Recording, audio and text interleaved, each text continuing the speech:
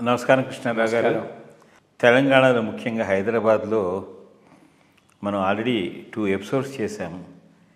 ఈ హైడ్రా మీద చాలా పెద్ద హైడ్రామా జరుగుతోందా అనేటువంటి ఓ చిన్న ప్రశ్న నాలో ఉదయిస్తోంది. ఎందుకంటే కన్వెన్షన్ హడావుడిగా పడగొట్టేశారు. ఆ తర్వాత చర్యలు మీద దీని మీద కూడా తీసుకోలేదు. ఇప్పుడు చాలా మటుకు ఇన్స్టిట్యూషన్స్ ఈ ఎఫ్టీఎల్ లెవెల్లోనూ బఫర్ జోన్స్లోనూ వీటిలోనూ కట్టే వాటికి నోటీసులు మటుకు ఇచ్చారు చేద్దామని చెప్పి. ఇన్ఫ్యాక్ట్ నేను కొన్ని చూస్తుంటే దిండుగులు వెళ్తుంటే లెఫ్ట్ హ్యాండ్ సైడ్ నాడు మన మల్కాజ్గిరి ఎమ్మెల్యే ఎంపీ ఆయన రెడ్డి గారు ఉన్నారు కదా, ఆయన ఇన్స్టిట్యూషన్స్ అన్నీను మరి దాంట్లోనే కట్టారు. ఇదివరకు మేము అక్కడ పనికి వెళ్తుంటే చూస్తుంటే ఓ పక్కనేమో చెరువు ఉండేది, ఇప్పుడు అదంతా కబ్జా అయిపోయి ఉన్నట్టు కనబడుతుంది. అంటే ఈవెన్ పెద్ద పెద్ద వర్షాలు అవన్నీ వచ్చినప్పుడు మునిగిపోవడం అనేది కామన్ ఫ్యాక్టర్ అనమాట. సో ముఖ్యమంత్రి గారు నిన్న కూడాను సెక్రటేరియట్లో తెలుగు తల్లి విగ్రహాన్ని ఇది చేస్తూ దీన్ని ఎవరిని ఉపేక్షించము, ఉక్కుపాదంతో అణిచివేస్తాను అని చెప్పి ఆయన చెప్పడం జరిగింది. ఈ ప్రాసెస్లోనే ఏమైందనంటే మరి ముఖ్యమంత్రి గారి బ్రదర్కి నోటీస్ ఇచ్చారట. అది ఎక్కడ ఆయన ఇల్లు కట్టుకున్నది, ఆయన కట్టుకున్నది మిగిలిన వాళ్ళందరితో కలిసి highly influential people like IAS officers, రాజకీయ నాయకులు, ఇండస్ట్రియలిస్టులు వీళ్ళంతా ఉన్నటువంటి ఒక కాలనీలో ఉండేదానికి నువ్వు ఉందా లేదా లేకపోతే కూల్చివేసాను అని అంటే మరి ముఖ్యమంత్రి గారి బ్రదర్ కాబట్టి నేను కూల్చేస్తానని చెప్పి ఆయన అంటే బట్ టైం ఇవ్వండి, మేము కొనుక్కున్నప్పుడు నేను వడ్డీతో కొనుక్కున్నా, అప్పుడు ఇవన్నీ చెక్ చేయలేదు అని చెప్తున్నారు. అసలు అంటే ఇది ఒక పెద్ద డ్రామానా? ఎందుకంటే ఇన్స్టిట్యూషన్స్ వరకు పర్వాలేదు, తర్వాత బయట అవుట్స్కర్ట్స్లో ఉన్న వాటికి చేస్తే పర్వాలేదు, బట్ ఈ కాలనీసు, అపార్ట్మెంట్సు వీటన్నిటిలో కూడా కట్టిన దాన్ని మీరు చేస్తే ప్రజల దగ్గర నుంచి చాలా రివోల్ట్ వస్తే దీన్ని మొత్తానికి ఫుల్ స్టాప్ పెడతారా అనేటువంటి ఒక సందేహం అయితే ఉంది. దీని మీద మీరు ఫ్యూచర్ డెవలప్మెంట్స్ ఎట్లా ఉంటాయో కాస్త వివరణ ఇవ్వండి. మనం ఇంతకుముందు ఈ ఇష్యూని డిస్కస్ చేసినప్పుడు 2 అంశాలు మెన్షన్ చేశాం. ఇప్పుడు మీరు అడిగిన క్వశ్చన్లో 2 ఇంపార్టెంట్గా వస్తాయి. మొట్టమొదటిది పాపులర్ మ్యాండేట్. ఎలక్షన్లలో ప్రభుత్వానికి వచ్చిన మ్యాండేటు ఏంటి, ఆ మ్యాండేటు ఈ చర్యలను సపోర్ట్ చేస్తుందా, అది చాలా చాలా ఇంపార్టెంట్. సెకండ్, దీనిని చిత్తశుద్ధితో ముందుకు తీసుకుపోవాలనే ఉద్దేశమున ఏ నాయకుడు ఈ స్టేజ్లో హౌసింగ్ కాలనీస్ని టచ్ చేయడు. కేవలం ఫామ్ హౌసెస్, ఐసోలేటెడ్గా ఐసోరుగా ఉన్న పెద్ద పెద్ద భవనాలు కొంతమందివి, వాటి మీదనే టార్గెట్ చేస్తే ఇది సక్సెస్ అయ్యే అవకాశం ఉంది. పాపులర్ మ్యాండేట్ విషయానికి వస్తే లాస్ట్ టైం మనం డిస్కస్ చేసిన main point, actual popular mandate ఇటువంటి చర్య తీసుకోవడానికి తెలంగాణ ఏర్పడినప్పుడు కేసీఆర్ గారికి ఉంది, ఆయన కాంప్రమైజ్ అయిపోయినాడు, చెయ్యలేదు.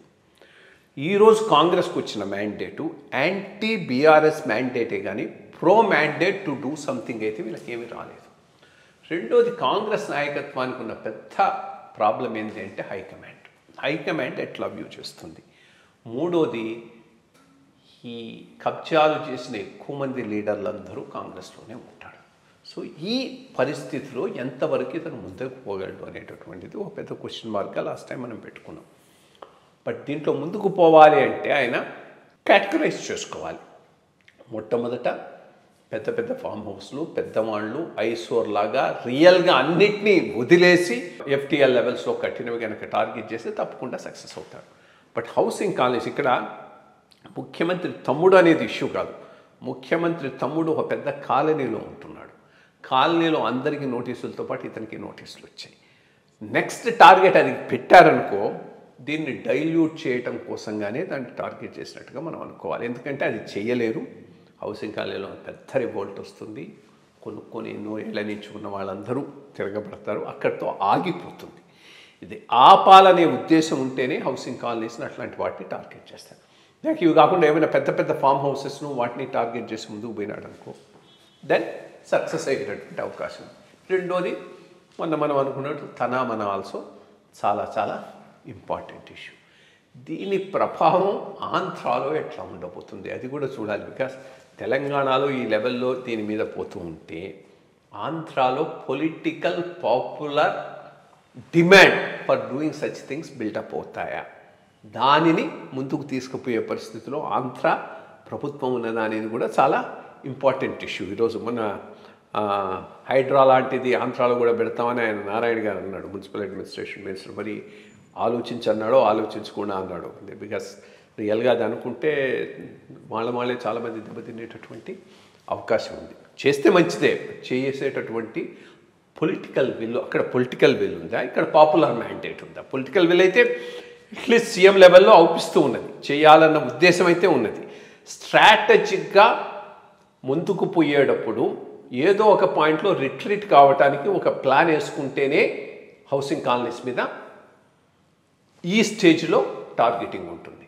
సో అది వేసి చూడాలి. ఎనివే నెక్స్ట్ సాటర్డే కానీ మనం వదిలేదు, సాటర్డేకి ఎటుకుపోతారనే తెలుస్తుంది. బట్ హౌసింగ్ కాలనీస్ వదిలేసి మిగిలిన వాటి మీద పోవటమే స్ట్రాటజిక్గా ముందుకు తీసుకుపోవాలంటే సరైనటువంటి చర్య. బట్ అవసరమైతే తప్పకుండా ఉంది. రెండు రకాల జరుగుతుంది. ఒకటి, వీడి ఎఫ్టీఎల్ లోపల కట్టుకున్నప్పుడు ఏమవుతుంది, పూర్తిగా చెరువు వచ్చేటప్పుడు వీడిని మునిగిపోయే అవకాశం ఉంది. అప్పుడు ఎంతసేపటికి ఇద్దరే మీద దృష్టి పెడతాడు, ఏదో రకంగా చెరువు ట్యాంకు బండుకు గడ్డి కొట్టడానికి ప్రయత్నం చేస్తారు, కింది వాళ్ళకు దెబ్బ. అది ఆ కాన్ఫ్లిక్ట్లు జరుగుతూనే ఉంటాయి. అందువల్ల వీటినన్నింటినీ ఎఫ్టీఎల్ లోపల ఉన్న వాటిని తీసేయాల్సిన అవసరం అయితే ఎంతైనా ఉన్నది. ఒక మంచి ఇనిషియేటివ్ మొదలెట్టాడు, దీన్ని లాజికల్ కంక్లూషన్కు తీసుకుపోగలదా, తీసుకుపోయే మ్యాండేట్ ఎందుకుందా చూద్దాం, హౌ ఇట్ గోస్. అది కాకుండా ఇంకొక విషయం కూడా మీకు ముందే చెప్దామని ఆయనే చెప్పారు, ఎవరిని ఉపేక్షించేది. ఎందుకంటే కొంతమంది అధికారులు ఏం చేస్తున్నారంటే కొంతమంది దగ్గరికి వెళ్ళి మీది ఎఫ్టీఎల్లో ఉంది లేకపోతే దీంట్లో ఉంది, మీది కూడా కోలుకొడతా, మీరు ఏమైనా డబ్బులు ఇస్తారా, కరప్ట్ ప్రాక్టీసెస్ కూడాను కొంచెం ఊతం పలుకుతోందని చెప్పేసి ఒక ఇది వింటున్నాం మనం మీడియా ద్వారా. సో బట్ అట్లాంటివన్నింటినీ మేము ఎర్రెంట్ ఆఫీసర్స్ అందరూ పనిష్ చేస్తామని కూడా చీఫ్ మినిస్టర్ గారు చెప్పడంలో మరి ఆయన యొక్క చిత్తశుద్ధి ఉందని మనం అనుకోవచ్చు. బట్ చూడాలి ఎట్లా పోతుందనేది చూడాలి. మొట్టమొదట చిత్తశుద్ధి ఉంది, ఆఫీసర్లు ఇట్లా చేస్తారు, తప్పకుండా చేస్తారు. వాళ్ళకి ఎవరైనా ఐ మీన్ దుడుకుగా ముందుకు పోయే కలెక్టర్ ఉన్నాడు అంటే కింది వాళ్ళకు పండగే పండుగ. నేను కంప్లైంట్ చేస్తే అయిపోతుంది, చూడు నా డబ్బులు కాంప్రమైజ్ అయిపో. ఇది జనరల్గా అన్ని చోట్ల ఉండేటటువంటి విధానమే. More importantly HYDRAA chief public face ఎంత తగ్గించుకుంటే అంత మంచిది. ఎందుకంటే హై ప్రొఫైల్ యాక్టివిటీ చేసేటప్పుడు ఎంత లో ప్రొఫైల్ మెయింటైన్ చేస్తే అంత మంచిది. ఇది బేసిక్గా political decision, political implementation, your only an instrument. ఆ లెవెల్లోనే ఆగిపోవాలి. ఆ లెవెల్ కన్నా అప్ చేసుకొని పైకి పోయినామంటే రేపు ఏమవుతామంటే ఇతను టార్గెట్ అయ్యే అవకాశం ఉంది. దీనికి పొలిటికల్ మ్యాండేట్ లేదు, ఈ ఆఫీసర్ కావాలని చేశాడని అంటే నిన్నప్పుడు సపోర్ట్ చేసేవాడు ఎవడు ఉండడు. సో లో ప్రొఫైల్ మెయింటైన్ చేస్తూ డెసిషన్స్ అన్ని పొలిటికల్ బాస్కి వదిలేసి ముందుకు పోవటమే అతనికి రైట్ అప్రోచ్. దీన్ని కాస్త ఓవర్ ఓనింగ్ అప్ చేసుకోవటం అనేటటువంటిది, because interests are immense and వాళ్ళ resources enormous and ability to strike back great. అటువంటి వాళ్ళతో పర్సనల్గా ఎనిమాసిటీ అవసరం when you are doing unofficial job. So ఆ లో లెవెల్లో దాన్ని తీసుకొని పోవటమే మంచిదని నేను భావిస్తాను. అలాగే మీరు లాస్ట్ టైం చెప్పినట్టు ఆ కోర్ట్ ఇంటర్ఫియరెన్స్ అనేది అంటే ఒకటి ఓవర్ ఆర్చింగ్ ఏదో ఆర్డర్ ఉన్నట్టుంది. అందుకనే మన ఇది కూడా ఎన్కన్వెన్షన్ మీదకి పోగలిగారు. ఎందుకంటే ఇవన్నీ చూచి సుప్రీంకోర్టు ఏదో ఆర్డర్ ఇచ్చినట్టుంది. నోటీసులు అవి ఇవ్వకుండానే ఎఫ్టీఎల్ లోపల ఉన్నటువంటి కొట్టేయచ్చు అనేటటువంటిది ఓవర్ ఆర్చింగ్ ఇది ఉంది. సో దానివల్ల all these states may become infructuous. అందుకని వాళ్ళంత బోల్డ్గా పోగలిగారు. ఐ థింక్ అదేదో ఉన్నది, వీళ్ళకు లీగల్ ప్రొటెక్షన్ అయితే ఉన్నట్టే అనిపిస్తూ ఉన్నది. చూద్దాం, మనం వేచి చూద్దాం. మీరు అన్నట్టు ఈ వారాంతానికి ఏం న్యూస్ వస్తుంది లేదు. ఉంటాను, నమస్కారం.